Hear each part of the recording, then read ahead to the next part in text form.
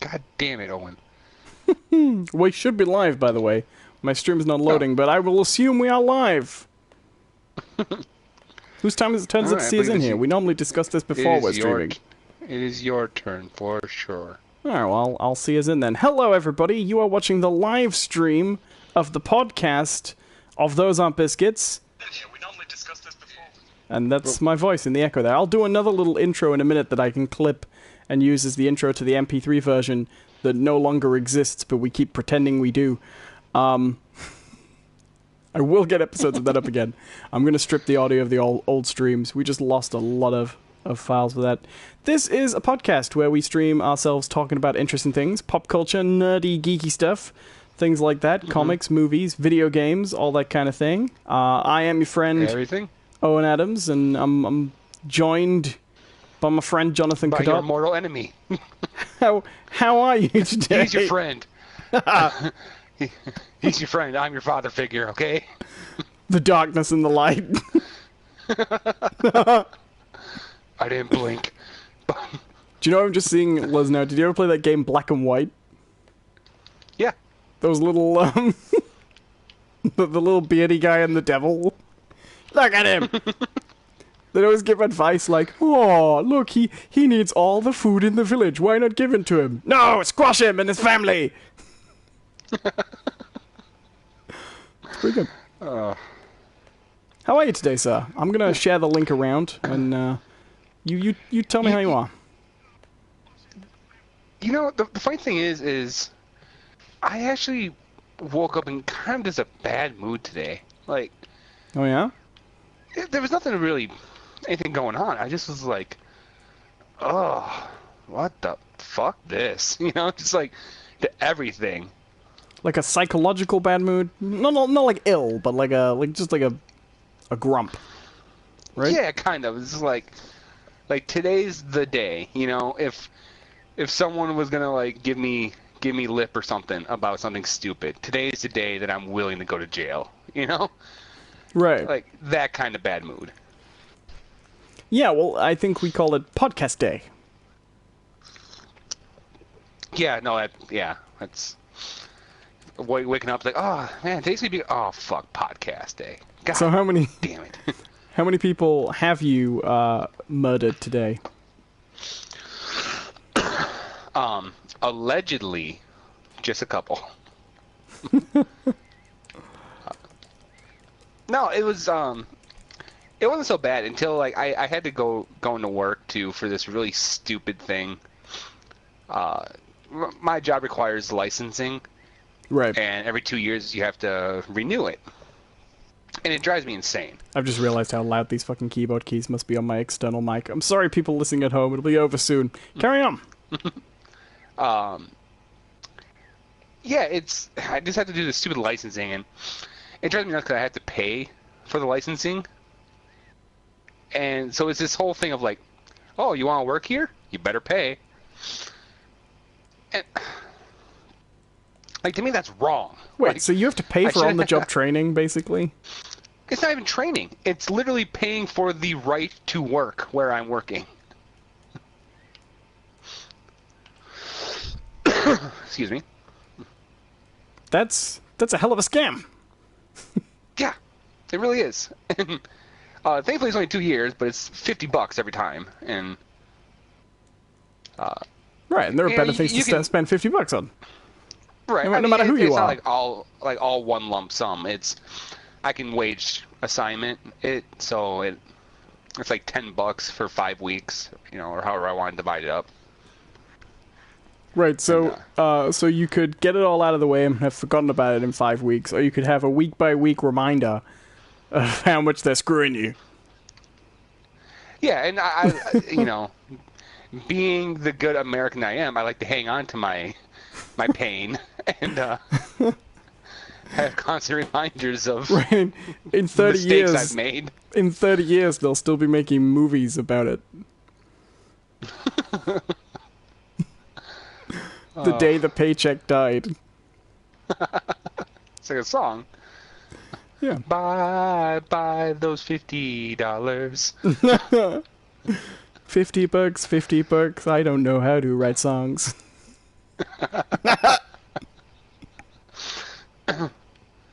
Would have drove my Chevy into work, but I can't afford gas. Nothing rhymes with Chevy, Chevy, Chevy, Chevy, Levy.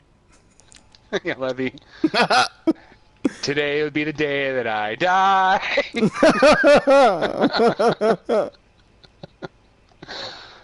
And they're like, alright, you can have your $50, just shut up. Stop singing the fucking song. Just sitting outside the employee enters with an acoustic guitar. Just one chord. Bye. Bye. $50.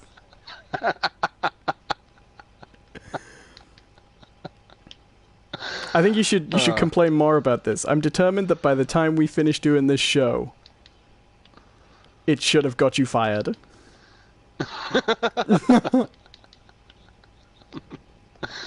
No, it is what it is. Just Unemployed and on some sort of register. That's the name of our next show. yeah, unemployed and on a watch list.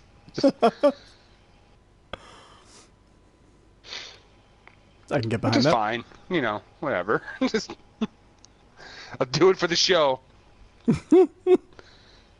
Right. If Anthony from Opie and Anthony can make himself look racist for entertainment for years on end, you can be, unemployed and a criminal. Yeah. Absolutely. I mean, JonTron still has subscribers. Right. Maybe that's the key. I gotta just be a racist. That seems to be the way to get success these days. I mean, let's see. JonTron's JonTron's one of the biggest. Yeah. That's how you get to be president. Have a long-running radio show like Opie and Anthony. Be one of the most successful gaming YouTubers, and also one of history's most beloved figures. Who is that? Hitler. Oh, beloved. He's beloved in a sort of I don't mean to. Sorry, that came out wrong, right? Okay. He's the dictator you love to hate. And here we thought the shaved head thing was like a hereditary thing. Okay, No? I don't mean beloved, but he is like.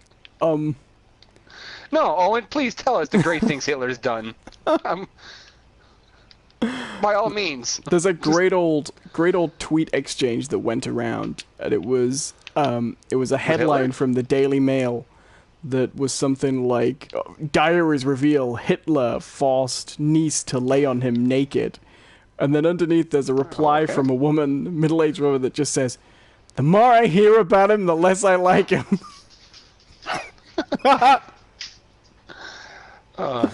Sorry if you guys hear barking in the background. There's some guy living close to me who decided to shoot guns, and it's scaring the dogs. I have to go bring the neighbors back. That's an interesting combination of events. Yeah, sorry about that. Just, Interesting that we I live couldn't in the hear the country. guns, just the dogs. yeah. He's probably shooting the guns because he's sick of hearing the dogs. Fucking dogs. Next one's for you. Right between your bulgy little eyes. I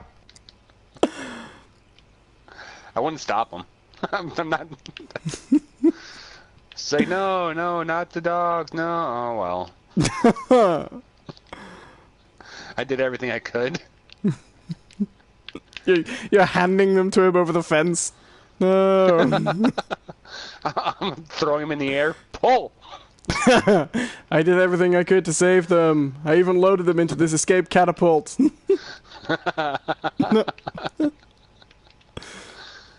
The police are like, "No, Mr. Cadotte, rumor were you were actually holding the second rifle." No. There was a projectile I was escape keeping system. it from him. He wrestled it from my hands.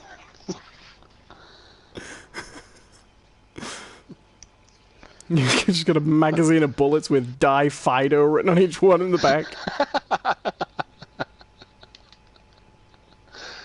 Yes, I did have those custom made, but I can explain. Just not right now. Fido is my bank manager. No, it was supposed to say FICO, because I shoot my credit statements as target practice. Don't you hate debt? I hate debt. I can get behind that. So what you been doing this week, John? I don't know. It's been kind of another somewhat interesting week for me. Oh yeah? I open did myself a something can of on Pepsi. Thursday. I mentioned this because people are going to be able to hear it. I don't mean to talk over you, it's just I feel obliged, now I'm using the external mic to narrate sound effects as they happen. Continue. Yes. Yeah, I'm just opening up a can of Pepsi and pew pew pew, and now I'm fighting off the scourge of Xenon 12.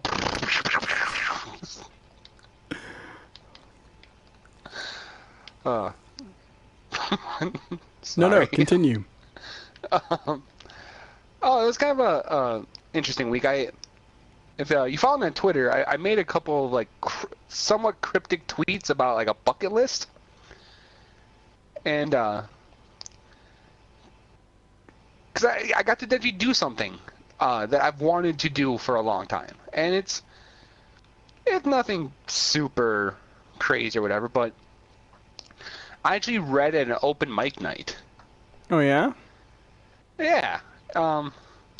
It's just a small little thing that is going on here in my little town, and this person opened up a little coffee shop, and then they're having these Thursday night open mics where people, show up and, bring guitars and play, or we can read poems.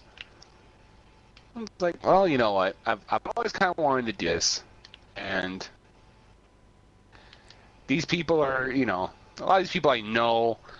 I'm familiar with them and with that, so it's not like I'm gonna get up in front of a bunch of snotty ass college kids, who they read one book of Bukowski and it's like, oh, I know poetry. You guys read Howl? Howl's good, Right.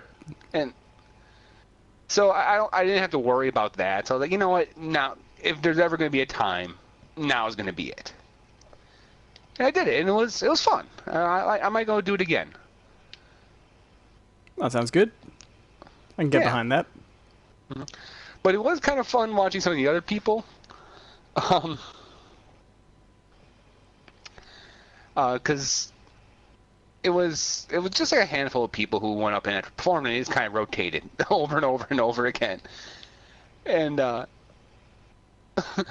was one guy who pretty old but clear that he was quite good with his guitar, and he knew a bunch of songs, and he'd been playing for years clearly, and it was fun listening to him because he's doing a lot of old country western songs and folk songs, and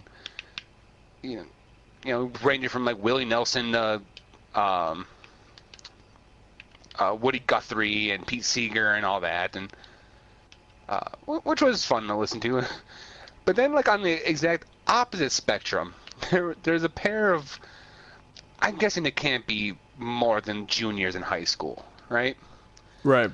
And they're sitting there, and they get up, and one plays the ukulele, and the other one sings. And they decide that they're going to sing, I don't know if they're real songs, but they're clearly like that emo-inspired, like, good God, my life sucks. And, right. Yeah, like drown me in tears and choke me with soap because I'm a filthy person, and just,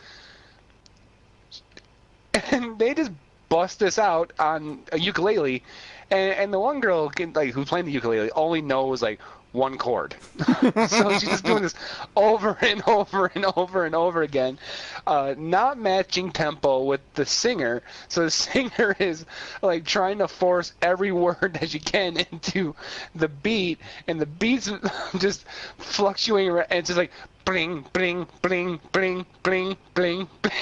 I remember when I lost my mind. Sorry, it's the only It's the only song that goes to that tempo. Something so special about that place. Give your emotions an echo. Rah, rah, rah. On my ukulele.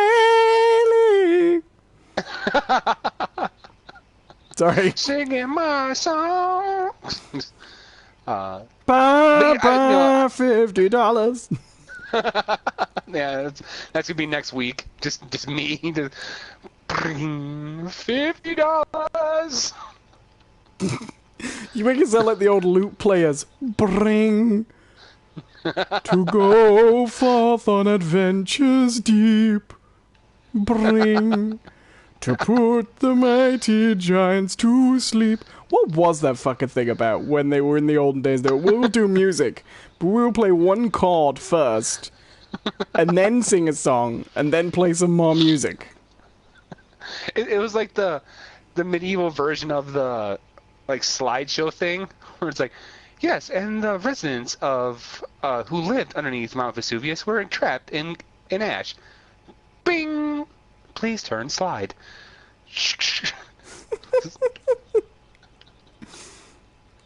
Did you have that over there? No. Those horrible... Oh my god, we had these horrible like film projector things, right? Where it would be just a series of like still slides. And then you would put in a cassette tape. And the cassette tape would play over it and then would stop periodically to tell you to switch the slide.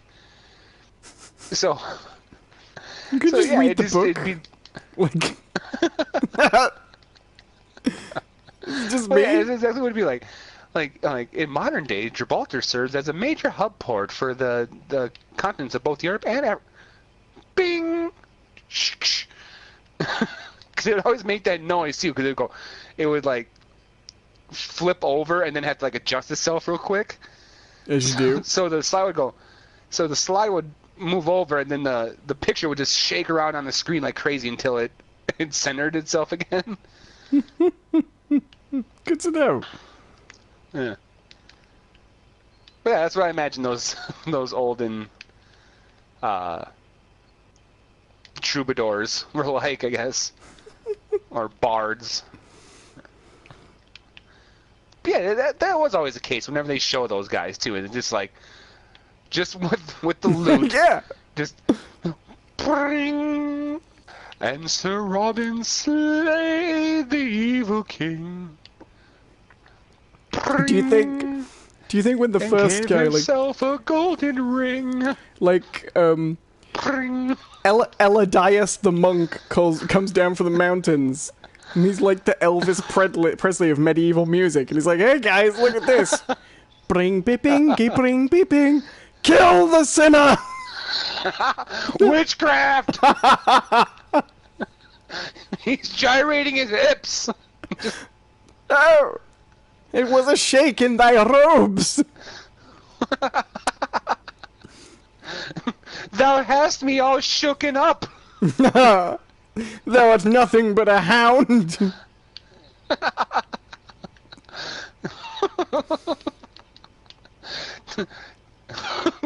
This is truly the jailhouse rock. There's just a massive rock on a chain around his neck. He's on the stake ready to be burned. I feel my temperature rising. We can't go on.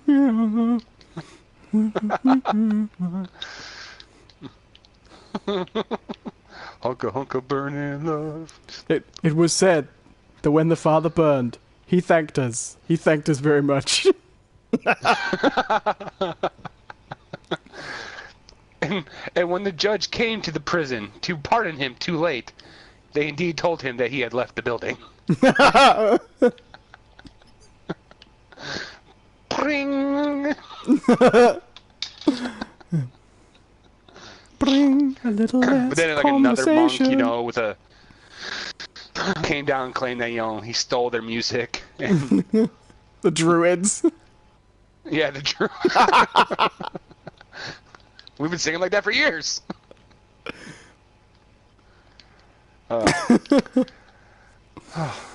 But yeah, no. Other than that, I went out for a birthday party the other night and got thoroughly sloshed. Oh, good. Yeah. It's I didn't always really a have good occasion when you can chance, get drunk without a microphone capturing your every thought. so. Right?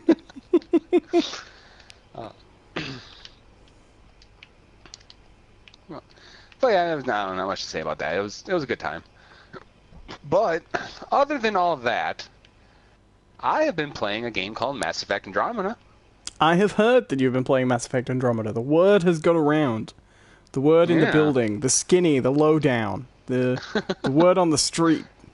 The 411. The Gisgos is that you have been playing Mass Effect Andromeda. Or as I like to call it, Mass Effect Andromeda. I don't know why I said that, but continue. How is it? Yeah. It's I've heard them got faces what's silly. okay, yeah, okay, that's the big one everyone keeps talking about is the faces.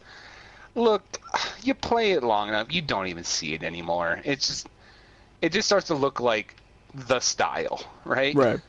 It's, you know... Right, I got used to Wallace and Gromit. I can get used to that.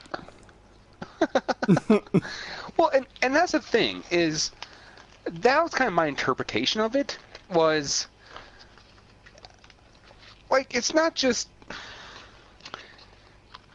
The faces don't look like just complete, like, botch jobs. Right. It looks like there was an attempt to add some sort of aesthetic to it that didn't really work. You know? Well, I did hear that the guys from Naughty Dog said that what they thought was the cause was that they tried to, rather than hand animating or motion capturing every conversation, what they tried to do was capture a broad sort of library of movements and then program an algorithm that would automatically match to dialogue. And so what you see are occasional places where that's basically computer controlled and it's gone a little bit wrong. But he did say he was just speculating, you know. Right, and it would make perfect sense for them because there is a ton of it. Yeah. Oh yeah. Well, I mean, everybody knows how big Mass Effect games are. They're huge, dialogue-wise. Yeah, and so and that's the thing. Like that's why you won't notice it very long because you'll see it so much that after so long you just kind of get dead to it. Unless there's one that's just way, you know, fucked up. I do like this defense you've got of, don't worry, there's so much terrible animation, after a while you'll tune it out. I mean, yeah, because... I'm only kidding. No, I know totally what you mean. I totally know what you mean. And it always sounded like an overly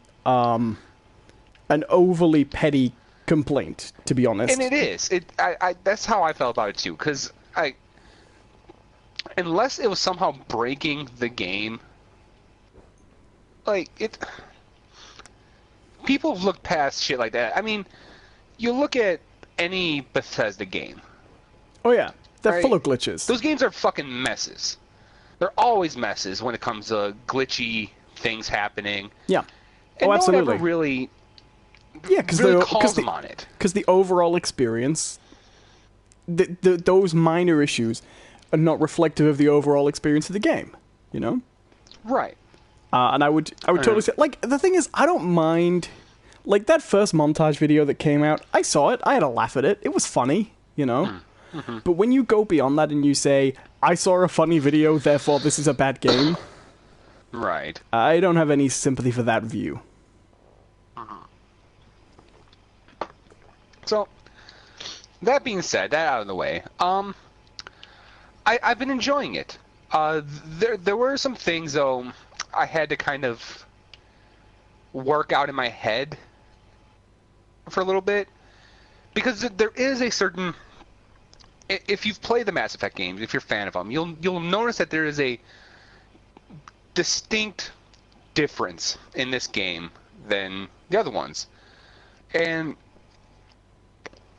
what it finally dawned on me is tone.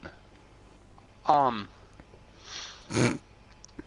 think it would have been just great if there was just a massive, like, giant pink elephant in every scene, just walking around going do do do do do. And you were like, about 3 hours There's in, something wrong about this. And I realized it was the gremlins.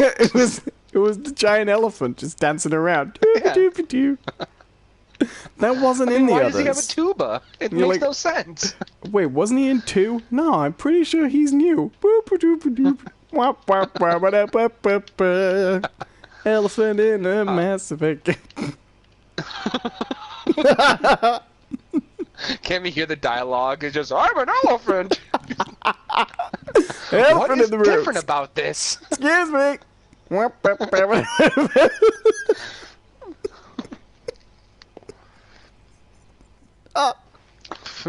Do you mind here? I'm trying to get into this blue chick's pants.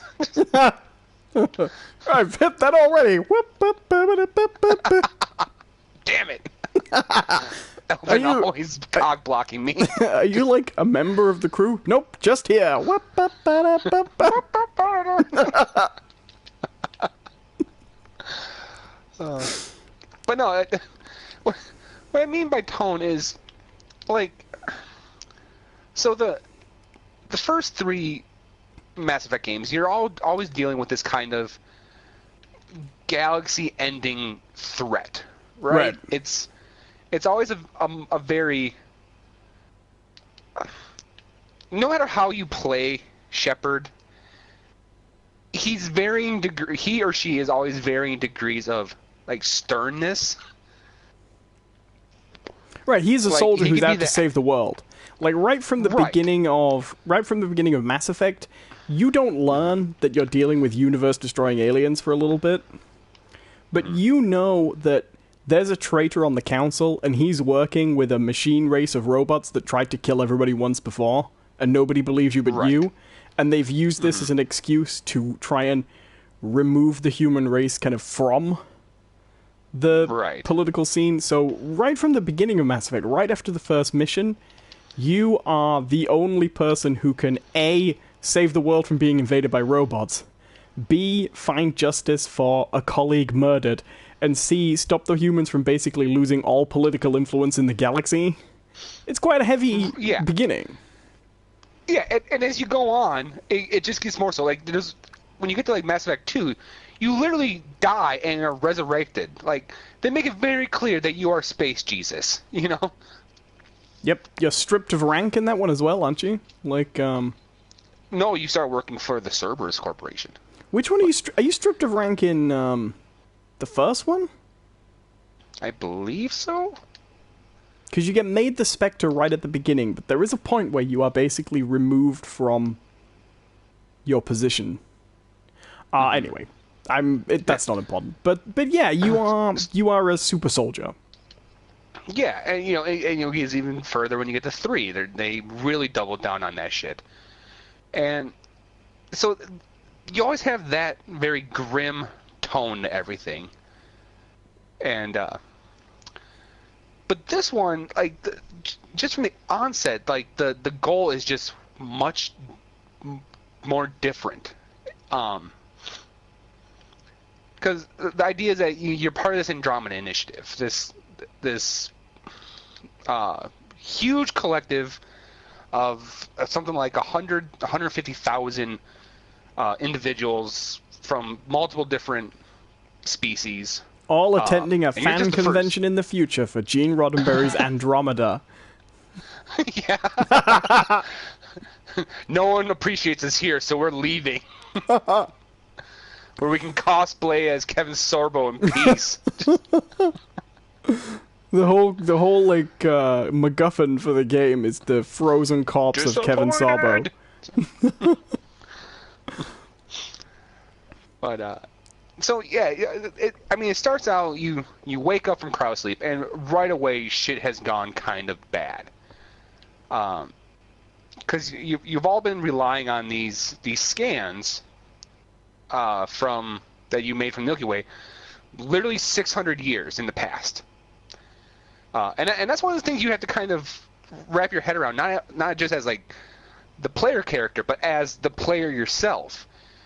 Because you've played the Mass Effect games, and you start to realize like everything you're doing right now in Mass Effect Andromeda is 600 years after the stuff that happened in the original trilogy. You have no clue what the fuck happened back there because you left before shit really went down.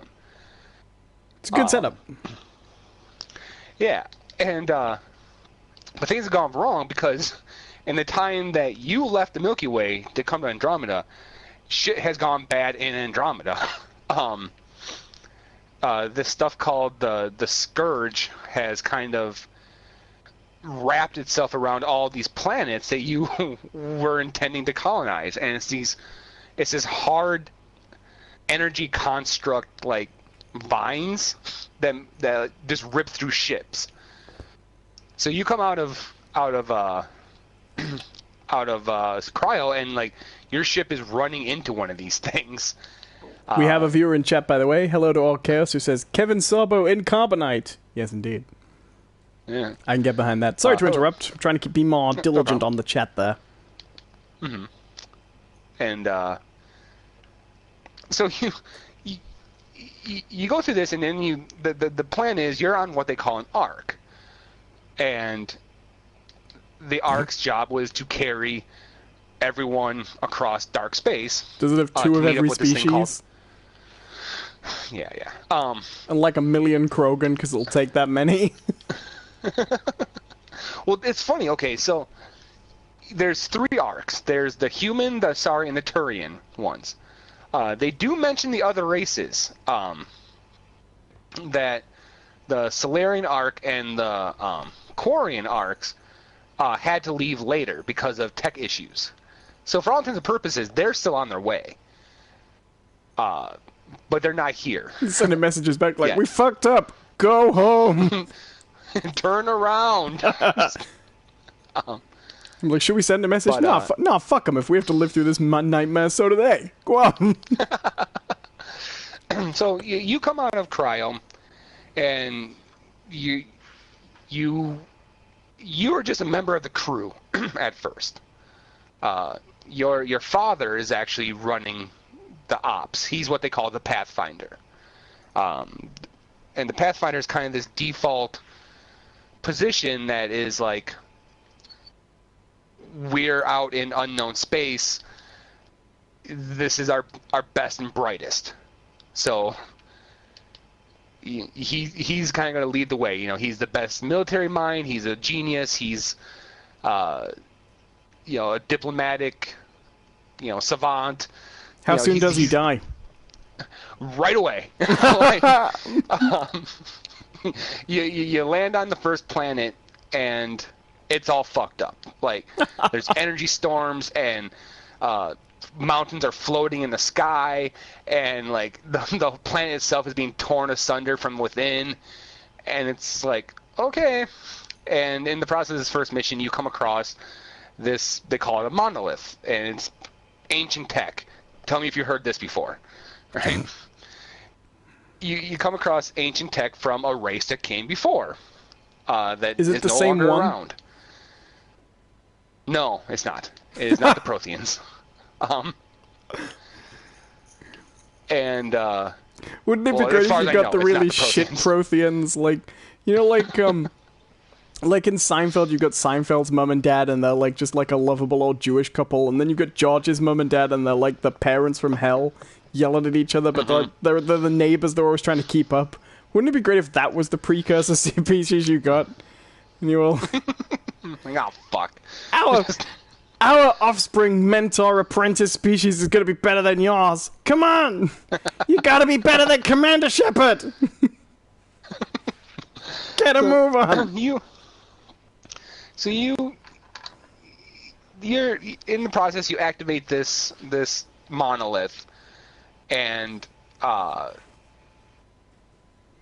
it basically starts to terraform the planet back to a habitable thing.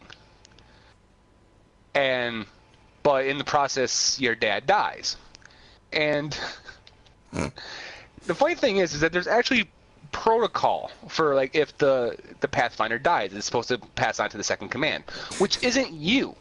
Big red envelope that just says "Give up." Cyanide capsules in the desk below. So, but what he does is that he transfers the use of this AI over to you. And what it is, this AI is the thing that figured out how to, one, decipher this ancient language and how to interact with it. So without this AI, like, no one else can interact with the ancient tech, which basically means you're it. And so I was like, okay, fair enough. Like that's how they make you the Pathfinder. That's fine. It's convenient, but you know, they got it out of the way quickly. So then you go and you meet up with what's called the Nexus, which is this thing that kind of came before you, which is supposed to be the forward operating station for all the Andromeda initiative. And you show up and like the station's just dark and no one's around and you have to kind of break yourself in. And finally people are like, who are you? And you're like, oh, well, no, we're the people. Where's everyone else? Well, it turns out all the other arcs are missing. No one knows where the fuck you showed up. And you actually showed up 33 years late. Oh, good. And so in the time that you are late, the Nexus has actually undergone a civil war for resources and stuff. And to deal with the Civil War, all the dissidents were essentially jettisoned into space. Good. So now there's bands of these exiles like roaming around the galaxy. And then like the Krogan were all kicked off because they were actually used to crush the rebellion in exchange for more power, like politically. After the rebellion was crushed, they said, no, we're not doing it. And so the Krogan were like, all right, well, fuck it, you're on your own. And they took off. It's a nice way of building in history in a universe that shouldn't have any history, you know? Right. And then you discover there's another alien race that's going around fucking shit up called the Ket. And, like, the Ket aren't from the galaxy either. They're newcomers as well. And so basically there's like, okay, well, here's the deal. You are now the only one who can kind of interact with this ancient tech that can terraform these planets and make them habitable. We don't know where the fucking other Pathfinders are or the Arcs. You're it. So go. And that's kind of what it is. It's like they just basically send your ass out into the galaxy to be like, find planets that are habitable. Do what you can. Figure shit out. Sounds fun. Yeah, it's really kind of cool. But what I mean by like the difference in tone, it's not grim, because you can't be a grim character. You're actually supposed to be like a beacon of hope, and your arrival has kind of bolstered everyone who's been like, you know, fighting civil wars for the last 30 years. And I like that approach. That's different. Yeah, and so like and another thing is you're not a soldier, or like you're not really, you were never supposed to be the Pathfinder. Like, you know, yeah, you were like a soldier. You're a Alliance peacekeeper. They talk about that. But you're not a Spectre. You're not N7. You know, you're basically on this trip because your dad got you in. To save your life, presumably. Yeah. And so your character, like your dialogue choices kind of waver between like, I don't know, and I'm trying. That sounds good. So one thing I'm interested in, we talked about this last time, but early on it came out that Dragon Age Inquisition had been a big influence on it, and you were quite worried about that. What would you say about that? I'm still fairly early in the game, which is funny because I checked my thing. I've already played the game for like 15 hours. I'm still fairly early on in the game, and it hasn't been as overwhelming as Inquisition has. Because the deal with all the side missions are when you're on a planet, you have to increase its viability ranking. And you do this by completing these side missions, essentially. And the more you do, the better your viability goes up. But here's the thing, like, it doesn't take much. It takes, do 5 missions and you're at 100%. See, that is similar to Dragon Age Inquisition, but even if it was the same amount of stuff, I feel like just from a contextual perspective, that would work better with isolated planets in space than it would with regions of a country in Inquisition. Right. And so it hasn't felt as overwhelming yet. And there's no sense, they haven't really given you any sort of sense that it matters. Like, it's all very optional. Like, they set it up to be kind of like Mass Effect, where, you have your crew members, and they will periodically ask you to do stuff for them. And you get, if you play Mass Effect, okay, well, those are the things I should do. Right? Because the whole point of Mass Effect was always about this crew and being loyal to your crew, and, and they're always the more interesting characters anyways. So you get that sense. But, the missions that they send you out on, as optional missions that you pick up from, random NPCs, none of them are all that involved. Right. Which is nice. Although I did come across one the other day that really kind of surprised me.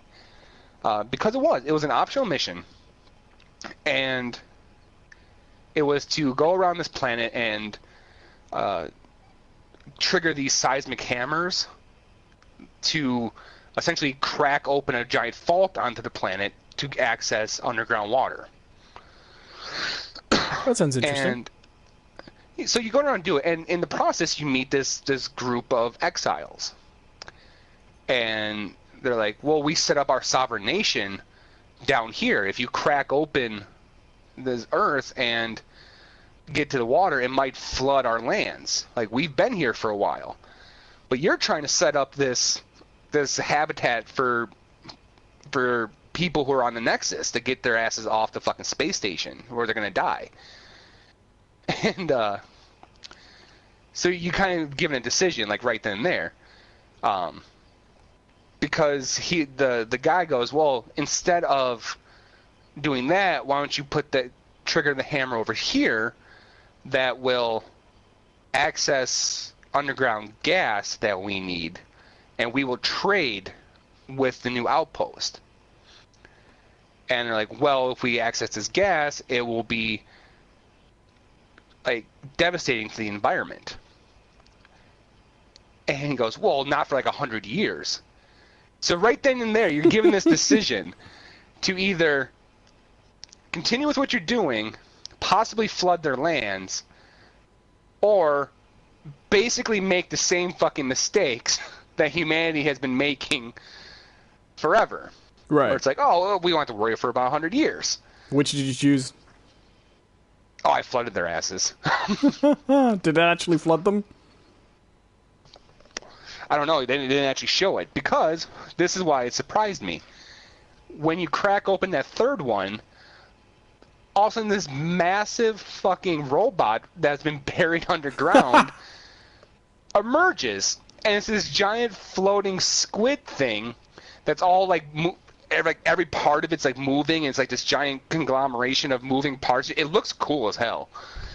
And you have this massive fight that's it's on par with the the fights that you had with Reapers back in like Mass Effect 3 and shit. It's just this huge fight. So much so that like at certain points it'll take off, try to leave, and you have to hop in the Nomad or the Mako equivalent and chase this fucker down. That sounds very cool. Yeah, and actually I discovered today too, because I did this the other day. I went back to the planet after a while and like, oh, we're picking up something weird. And you're like, oh, okay. So you do the scanning and you discover the fucking corpse of this thing floating in orbit around the planet.